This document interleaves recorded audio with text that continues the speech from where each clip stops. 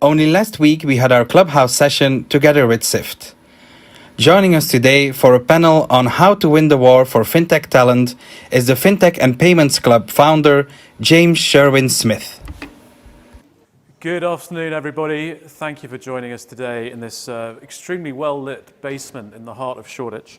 My name is James. I'm delighted to be your moderator today for this topic on how to win the war for fintech talent. I'm joined by a cracking panel, so without further ado, we're going to get straight into some brief introductions. So I'm going to ask you to maybe just give a sentence on who you are, a sentence on where you work, and then as an icebreaker, it would be great to hear the best decision that you've made from a talent perspective. So Neill, if you wouldn't mind kicking us off. Yes, of course. Thank you, James. Yes, Neill Butcher. I'm originally founder and CEO of Headcount, which is a global leading talent business positioned around the paytech and fintech markets. 25 years experience around paytech and fintech. Around 3 years ago, we were acquired by the Conexus Group, and the Conexus Group concentrates in paytech and fintech, but also not just from a talent side of things, but also in e-learning training, but also M&A advisory and strategic consultancy. The other question was exactly the icebreaker. The best talent decision you've ever made. The best talent decision I've ever made was actually to build a workforce from non-industry specific individuals in terms of recruiters, to take people from diverse backgrounds with commercial skills and develop them. So. Very interesting. Thank you, Neill. Kathryn, over to you. Great. Hi everybody, I'm Kathryn Eastwood from the EY Foundation. So I lead on business development and employer engagement at the EY Foundation. And essentially we are quite a small charity focused on social mobility. So everything we do revolves around breaking down barriers to employment for young people living in poverty across the UK, and the employers that they deserve to be part of. With regards to me and a talent decision, I think so. I previously spent quite a lot of time in working in schools in London and being very inspired by young people who were incredibly underrepresented. So rather than one specific decision, I think for me it's a commitment to always challenge my own bias, particularly around hiring, but day to day in everything I'm doing. Fantastic. Thank you very much for that. Alan? Yes, hi, thank you for inviting me here today. My name's Alan Walsh. I'm a non-executive director for a business called FutureProof. And essentially we're a placement business for retired and injured sports professionals that are looking to move into business. So I sort of help on the sort of strategic direction side of the business, and using my sort of contacts to help open up the fintech space.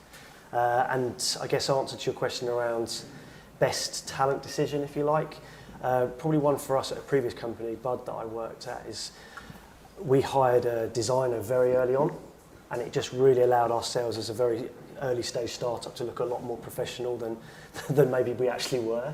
And yeah, we got lots of, sort of good feedback on the sort of presentations we made to banks, etc. So yeah, that was certainly a good lesson learned and taken into other businesses since. Very good, thank you, Alan. And Huy, to finish.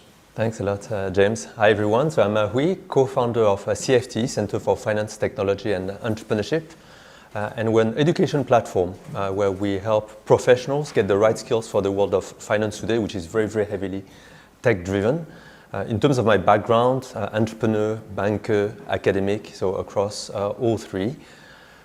Best decision, or I guess no best rule in general, I don't hire anymore based on CV or based on interviews. I find it very difficult to get a view on people based on their CV or interview, so we use other ways to hire people. Very interesting. Well, thank you, and wonderful to have you all with us today. So I kind of almost cringed coming up with the title for this event because the war for talent is fast, I think, perhaps becoming a cliche. But I think it does convey a degree of intensity and clearly competitiveness. Neill, you've spent almost 20 years in the kind of sourcing talent for fintech customers and others. Have we always been on this kind of war footing for talent, or is it something that you've seen the kind of intensity is really lifted in the last few years? Yes, the war has always been there, James. So it's I think what we found are there's obviously peaks and troughs around economic climate. So we've seen the crisis in 2008, for example, where you end up being client short in a certain in that period of time. But I think it's become increasingly more intense as the decades have gone on, and in fact now it's getting to the point, obviously, around the debate about being unsustainable. I mean, and a lot of that reverts back to the levels of investment, I guess, that's coming into the marketplace. And it's, we're very fortunate that we're in gaming and paytech and fintech being extremely robust markets. I mean, this year alone, post-COVID, there's something like 7 billion investment in the UK alone, 50,000 jobs, right? So it's kind of like there's just not enough people to sustain that level of growth. I think 6 monthly period to date is 300% growth on last year. So, but now, yes, of course, it's more intense than I've ever known it. And in terms of the talent piece of our business or our group, it's the clients are globally expanding and coming to us with not 1 or 2 or 3 hires, but hundreds. Right? Excel sheets full of hundreds of hires, and especially around development and technical development and data engineering, for example. I mean, it's just rocketing. Yeah, very interesting. Very interesting to get that perspective. Huy, you've worked in FS brands, and now latterly as a founder in a company that's looking at the fintech challenge. How have you seen companies kind of deal with that intensity of what they've been facing, particularly in the last few years? So I think for the first part of the question, in terms of how different it is, I think it's always been very intense. If I go back 20 years, I was CEO of a tech startup at the time. It was still really, really hard to get talents. Or 5 years or 6 years ago, when I was at Citi, it was still very hard to get talents. So I think in general, for very good organizations, matching with very good people, in general, it's hard finding very good. But I think what has changed is the nature of it. It's the nature of it in the sense of you have a lot of people looking for a job actually today, and at the same time, you find it very challenging for either large financial institutions or fintech startups to find the right people. So I think it's not really a question of it's very hard because you don't have enough people. The reality is that you have a lot of people, but you have a real talent or skills mismatch, I think. Yeah. And the reason why it's getting much harder today compared to, let's say, 5 or 10 years ago, let's say 20 years ago, if I needed someone, an engineer, for example, it was very clear in terms of what kind of skills I would be looking for. I would have the proper competencies that I would be looking for. I would have the skills. It was easy. Same thing in financial services, 10 years ago, looking for a trader in emerging markets, then you knew exactly where it was. Today, it's really hard to know what you're looking for. Things are changing so quickly. A lot of roles are changing. So almost on a weekly basis, you're thinking of should I have a product designer, but what kind of product designer, what kind of role, having an experience in fintech startups, etc. So because this is changing very, very quickly, it's even harder to match basically what an organization is looking for and basically the skills and talents which is out there. Very good, very good. I think what might be helpful here is to perhaps structure this across kind of 3 aspects of talent in my mind. There's the attracting talent in the first place, recruiting, hiring people, bringing people on to work for you. The second part for me then is about developing. It's about once you have those people with you, how do you then upskill them throughout their career journey? And then finally, if you've done all that work and you've got these fantastic employees, how do you keep them? And you don't end up losing them to someone else. So maybe if we start with the attract part, what do you think the best companies are focusing on in how to attract the best people? It's not really about the perks anymore, especially in a, hopefully post-pandemic environment where the nature of work and where people are working is definitely differently. Alan, how do you think companies have changed their approach in how they attract people? Yeah, I think it's an interesting question because it's clearly evolved over the last 10, 15, 20 years, and it's clearly very different from traditional corporate to fintech startup life. I've done sort of 15 years corporate experience and then moved to startup 6, 7 years ago now. I probably wouldn't go back to corporate, and I hear a lot of people say they want to make that shift from corporate to startup. I think that change of where the attraction is it's, and I'm maybe speaking from my own opinion here, but it's more purpose-driven, where you have the ability to actually move the needle, so to speak. You have the ability to actually make a change and affect a business, whereas corporate, you're one of 20, 50, 100,000 people. You are just a number. And Huy, like you were saying, historically, you have a CV or a job description that goes out and you fit that mould, you go in and you do that. And certainly, I've been burnt in the past where you hire based on what you need for that particular job. But to your point earlier, the startup world is so advanced and speedy that if someone's working a 3 or 6 month notice period, by the time they've come in, that job could completely change. So they're almost redundant for the job you hired them for. So I think the attraction piece is you hire on attitude as opposed to, exactly like you said, you don't hire on CVs or job interviews anymore. It's that attitudinal thing, because you buy into a purpose, a mission, and then you can evolve as the business changes with that. Very interesting. Yeah, Kathryn, do you see it the same way? You've got a slightly different kind of background on this, I think. Yeah, I think I'll probably come at this with quite a different point of view. Firstly, James, I thought the title and the question we're looking at was quite problematic in many different ways.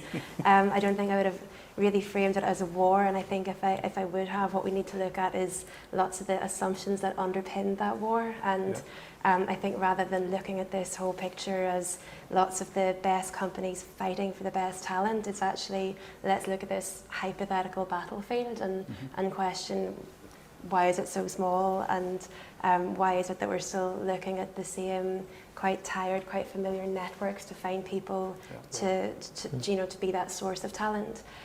So on the attraction point of view, I think if we look at attraction through the lens of recruitment, then it's far, far too late.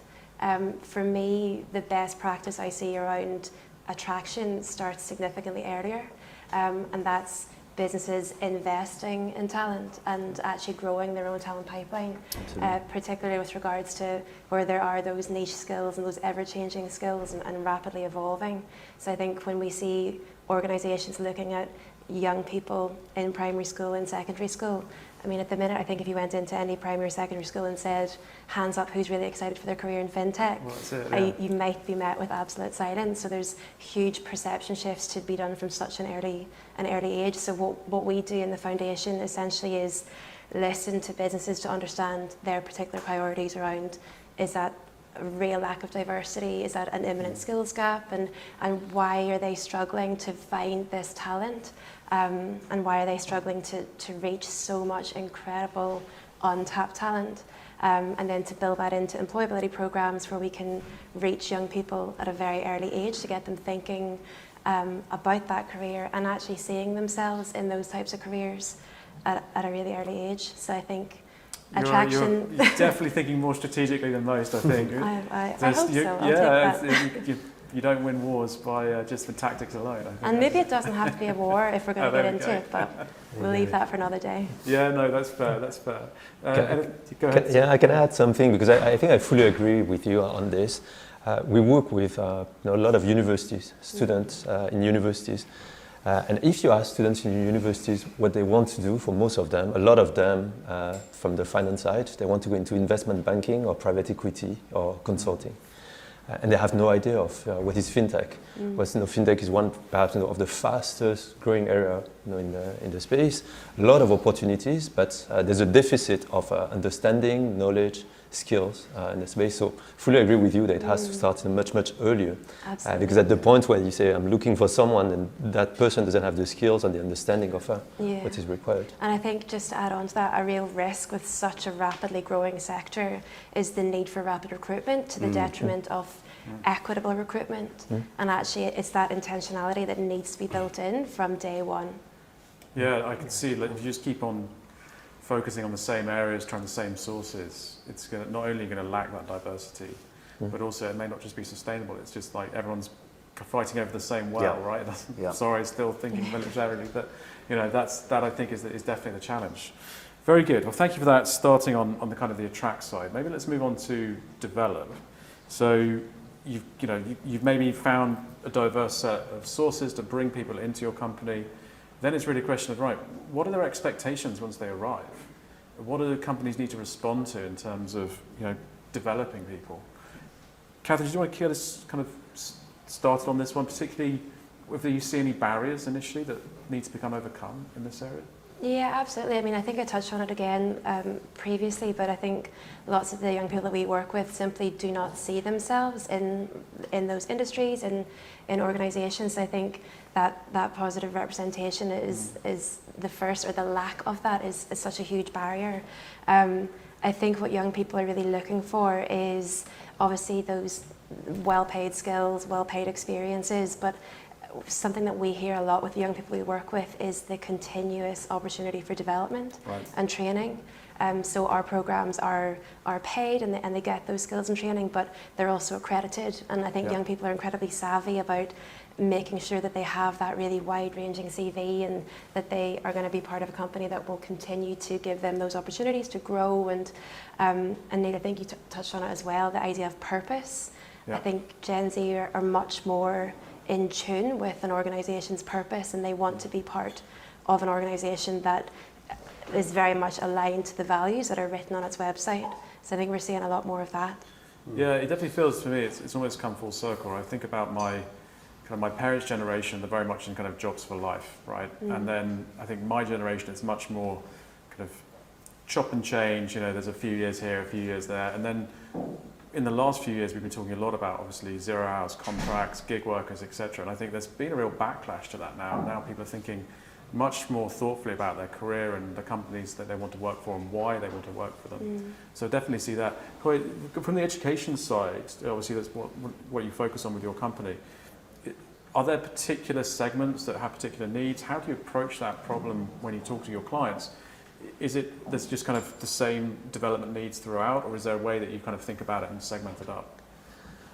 So I think there are really two answers there, which is what we're doing today and what we'd love to do in the future. What we're doing today, we're mainly working with financial institutions. That's a very large part of our customers, fintech startups, tech companies, and consulting companies.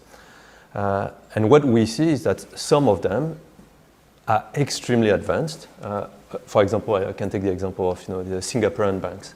Singaporean banks like DBS, OCBC, UOB have programs where they upskill all their employees, 100% of their employees, to get the right skills for the world of digital finance today. So it's about understanding data, technology, etc. But I would say pretty much that's the exception. That's the exception. The reality is that most organizations, large or small, don't really develop talents on what really matters today, which is this knowledge gap. And I'll give you a figure. You take a normal bank, average bank, they would spend $3-5 billion on technology, for example. Do you know how much they spent on upskilling their people? A fraction of that number, I imagine. Yeah, 1% of this.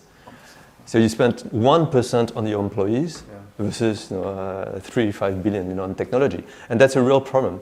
And that's the issue around talent. Is that of course everybody agrees that talent is important, you need to develop, etc. But you don't really see it on a day-to-day basis, or it takes no more time, and so it's really hard. It's really hard. And in general, we see some organizations starting to accelerate on this, and usually that's either because they have a leadership that really wants to focus on this or a regulator behind them. You see some of them on the fintech startups as soon as they reach a certain size, because of course when you're very small you have more issues, more urgent issues than just training people. But the reality is that there's still a lot to do, and that's the reason why we have this talent problem, because we have a big gap basically between what people know and what they should be knowing. It's kind of fascinating to me, somewhere like Singapore, that I've always thought of having very high education standards. And the idea that universally across all the employee base that they now need to go through a training program to kind of lift them up to what's required, it kind of really suggests that there's a fundamental mismatch between what employers are expecting in terms of level of knowledge and literacy in this space versus what the traditional education system delivers. Is the mismatch because technology is moving so fast, so companies are almost, I've heard before, certainly from a sort of data point of view, it's the graduates that are coming out with PhDs are the most forward thinking because they are learning at the cutting edge, they're coming into the businesses. Is that the gap? Because maybe from 10, 15 years ago, if you're learning, basic accountancy, the framework is there, it doesn't really change that much, whereas technology is just evolving so rapidly. I think the mismatch is that today finance is technology. So if you're in a bank, like I was, you can make a test for your friends in banking. Ask them, do you know what is SEO, for example? Yeah. And 99% of my friends or ex-colleagues in banking do not know what SEO means. That comes from the world of technology, from the world of digital. So banking is still banking, it's different from technology. On the other hand, if you ask someone who's coming from the digital side and say, do you know what is capital requirements? Then they wouldn't know. It's still two very, very different worlds. But the reality today is that finance is technology. And that's why you're struggling to get all the skills together. Very good. Okay, so we've talked a little bit about development then. So let's talk about retention. So, I always saw this as a fintech CEO, right? You take someone under your wing, you'd go out for this very kind of involved process to find the right people, bring them on, train them up, often graduates in their first job, and then a couple of years later they'd be gone. And you're like, oh, I just invested all this time and effort in this individual, really hoping they'd build a career with us, and actually they've moved on to maybe a larger company or other opportunities and things like that. So I always saw that as a failing of mine, because we'd obviously not been able to kind of maybe show someone a career path or given them the opportunities that they were kind of craving for. Neill, in your experience, thinking about it from placing candidates with companies, and you probably see a lot of this, I guess, but what is it that for you is the trigger to say someone's not happy or something that's not being fulfilled, and what do you think companies can do to maybe spot that ahead of time? Yeah, so I mean, it could be a multitude of things. It could be a financial reason, it could be a promotion, career development opportunity, and so forth. So there's a number of reasons. Actually, it's an interesting point. Just going back to on the development side of things and upskilling, it's something like 90% of adults will in these existing businesses in fintech that would need upskilling by 2030. Actually, so that's a really interesting statistic. But I mean, in terms of retention and keeping, should we say, young people engaged in our clients. I mean, we spend a lot of time engaging with our clients to understand what those skill gaps look like. And then actually we run our domain training expertise and training modules to bridge that knowledge gap and actually run that in parallel with a graduate academy.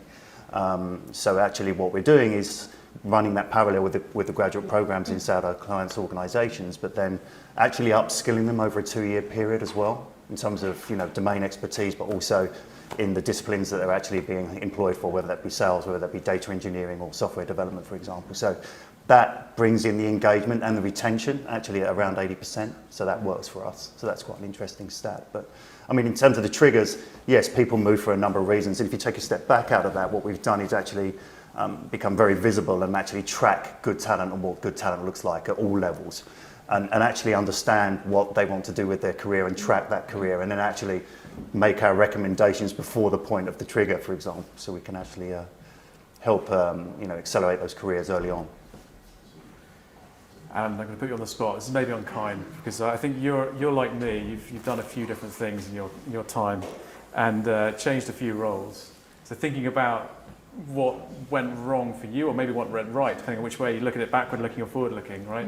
What is it that's in your mind of kind of things that made you think, actually, time to move on? Yeah, maybe I'm younger than I, or look younger than I feel, or look than, but yeah, you're right. I think I had sort of 15 years in corporate experience across sort of 4 major sort of blue chip companies, and then the last few have been moving around somewhat. And I guess there's a number of reasons, and I'm a bit of an eternal optimist, so I always look at it as the reason why I moved on, if you like, rather than why I was told to move on. I'm sure it wasn't that. I guess it's a number of things. It's, as you get older, obviously you have more personal responsibilities with mortgage, wife, kids, etc. So for me, certainly the big trigger of moving from cushy corporate job at Amex with a nice sort of benefits package, healthcare, you name it, to a complete startup with zero funding, zero product, and just an idea, was in my mind, a now or never. Right. My wife was pregnant with our first kid, and I just thought, if I don't do this now, I feel like I'll be kicking myself. And best decision I've ever made, I would say, as far as career has gone forward, because, like I say, you have that purpose-driven drive, and you have that engagement with something that you truly believe in.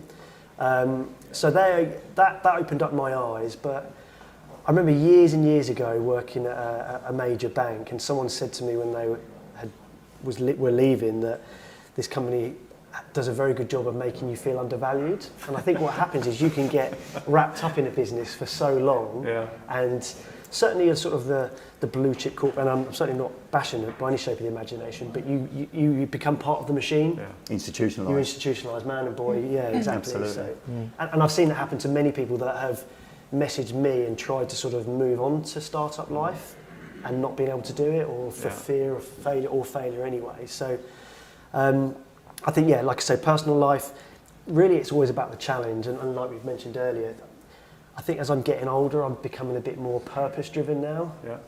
And I was probably the same as the youngsters you mentioned, where it's a bit more money-driven at the start and wanted to work in Canary Wharf and wear a shirt and tie type thing. Those days have long gone.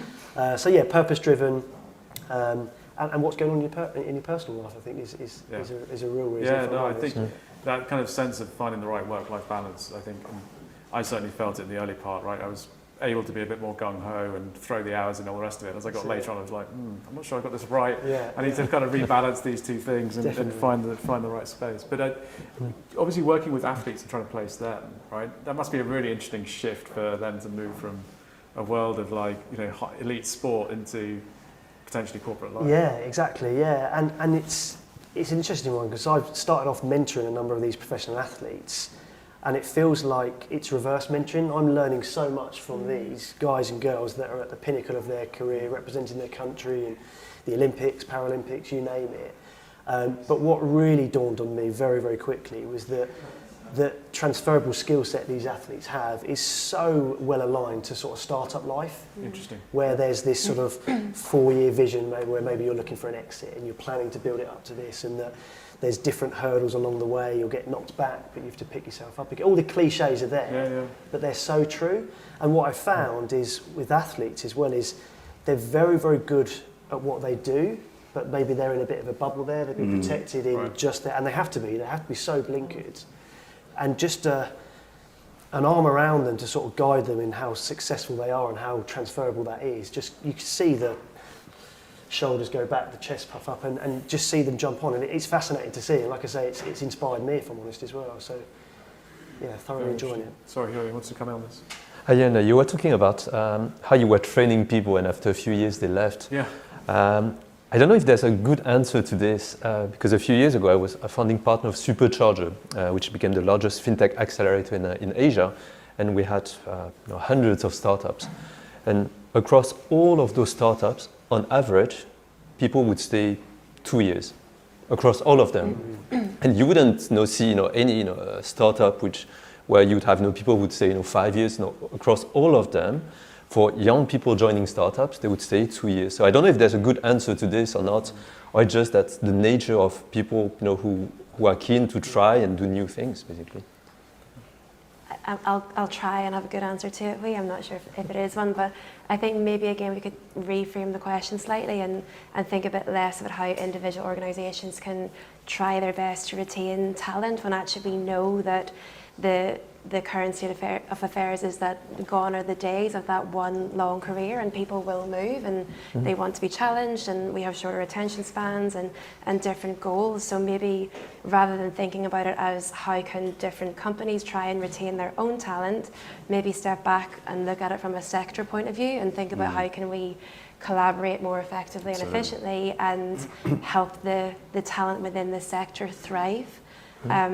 Again, it's something that we do quite a lot of, and we've learned over the past couple of years at the foundation that it's so much more efficient for us to work with sectors at large. So we work with finance, technology, security, lots of different sectors, because each sector will have quite a specific niche set of requirements that they need to build their sector.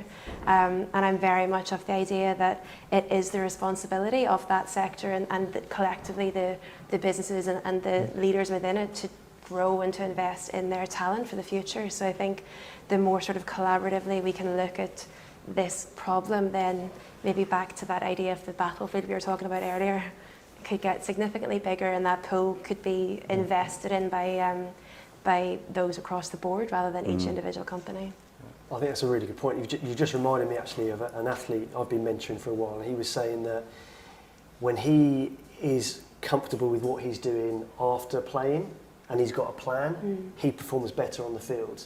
So that anxiety shift is gone. That's nothing to do with what's happening with him continuing contract after contract for the club, but it's like you say, it's that wider view, which is more beneficial for the company whilst you may be there for your 2-year period type thing. So I think it's a great idea. It almost should be this coming together of the whole sector, where, and I'm sure you've all had it, where maybe in your experience, James, where you've mentored people for a couple of years and then they've moved on, you've probably worked with them again somewhere down the line, whether they're a client of yours or back in other businesses. 100%, and I think Fintech, London, etc., right, it's quite a small community, right, and you come around, you bump into people like, oh, you must know X and Y. Yeah, we do. So I think there is that kind of aspect to it, and I've always believed as a manager, right, the best result for me as a manager is for someone who works for me to move on into a bigger and better role for them. And that, I think, as long as you approach it with that attitude, I think then it's a much healthier relationship. But ultimately, it should be about helping people rise, not just controlling, what's yours. And I think not everyone has that mindset, but I think it's quite an important place to start from. So on that vein, I'm kind of interested to get your views, because you've got some interesting experiences here. Where do companies really fall down on people management? What's the one thing you see and you go, why do they do that? It doesn't make any sense to me. Because there's plenty, I think, of companies trying really hard on this problem, but sometimes they just don't see the wood for the trees and they fall into some traps. Anyone want to share on that? I can give one that resonates with sort of experience I've had in the past, where I think people have tried to hire reflective of them as a personality.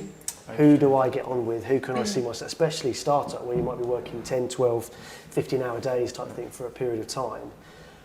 So that's possibly good on an angle of you can get on with a person, but it's not good when you start to scale and have this diversity of talent.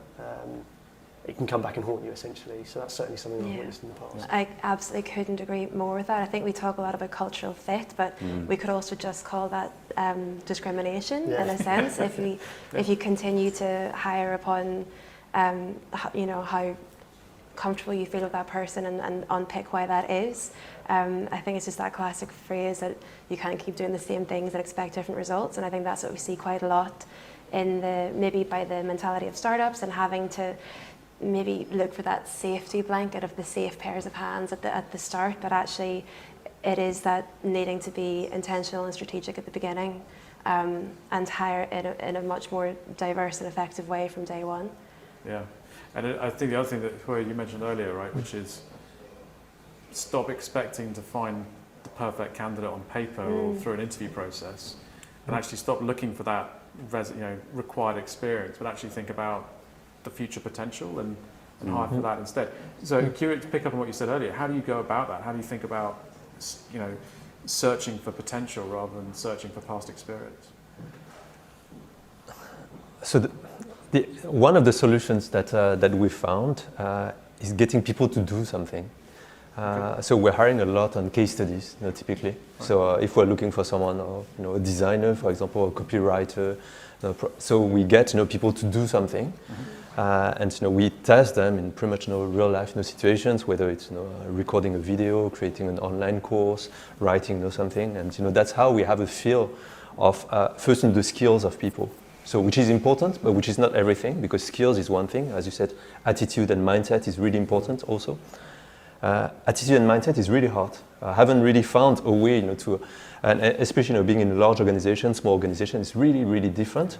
And of course, you can have people who can tell you what is required, but the reality is that you can't really see it before you do it. So for that, the only way that we found is that we try. We try for a few weeks. We see if it works. If it works, that's great. If it doesn't, then that's fine. The reality is that you can't really know. So attitude, mindset, match with the company. Yeah. I think it's hard to find a way to test for that. And do you spot any companies that are being systematic with, to your point around diversity, right? Being very kind of thoughtful about avoiding that, it must look like or be like or cultural fit. Do you see that in your searches? Yeah, absolutely. Yeah, I can think of a couple of clients this year already that look for a certain type of individual that behave in the same way, and you end up with a cultural issue basically, and a lack of diversity in your workforce, and you end up with clones all thinking and behaving the same way, and then 10 years down the line you have a real issue, right? And then you try and backtrack and rectify that, which is an even bigger problem. I think it's such an interesting one because the moral case for diversity is just so obvious, we don't even need to talk about it. But the business case is also just so clear as day as well. So, but to your point as well, Neill, about the problems down the line, how can we expect to talk about disruptors and innovation and creativity and new answers to old problems if we're just hiring from those same pools, the same types of people with the same types of skills and the same CVs as we always have? And I think also, if you look at certain disciplines, and certainly in fintech and payments, if I'm talking from experience, is that commercial sales tends to be quite transactional. So depending on the level of organisation that you're hiring for, if it's startup, they don't have time to invest in D&I programs and so forth and look for the future. It's all around, can I get this piece of talent in? Where's the black book? how much money can we earn within the first 3 to 6 months, right? So which is, you know, so that's you need to change that dynamic and get them thinking for the long term as well. So I think it's a balancing act between both, and that's what we're kind of trying to influence now with our programs. Very good, very good. So, conscious, we've just got a few minutes left. So, coming up to some closing thoughts maybe from each of you.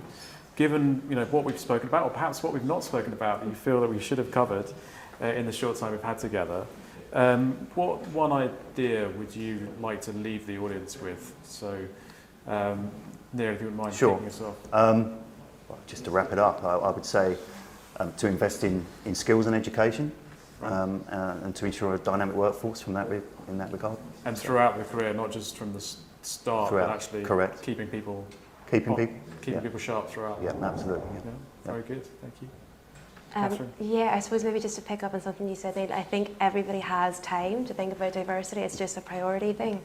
So I think what I would do is just really encourage a bit of self-inventory. Look at the company. Challenge yourself. Is it diverse? Why is it not? What can we do differently? And we talk a lot about culture, the culture of an organisation, but culture comes from day-to-day processes. So what can you change at a micro and macro level? And I think for me, it's just about taking that long-term view, which might be difficult to do in such a rapidly evolving sector. But I think the investment at a very young age in talent that will future-proof your organisation should be a priority.